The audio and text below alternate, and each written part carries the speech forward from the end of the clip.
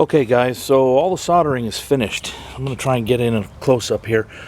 Hopefully this camera will be able to focus. Get a really nice solder joint on this one here. I was thinking about using some JB Weld steel epoxy, and there were 3 pinholes. 4 actually, but in 3 locations. And this one turned out very well too.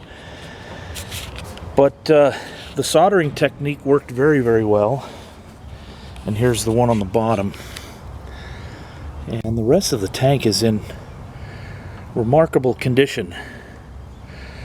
So all I'm going to do right now is mix up some primer and shoot this thing with red oxide primer, because it's going to get pretty damp tonight and I don't want this to rust up again. So I've prepped all the openings and we'll be back in a minute.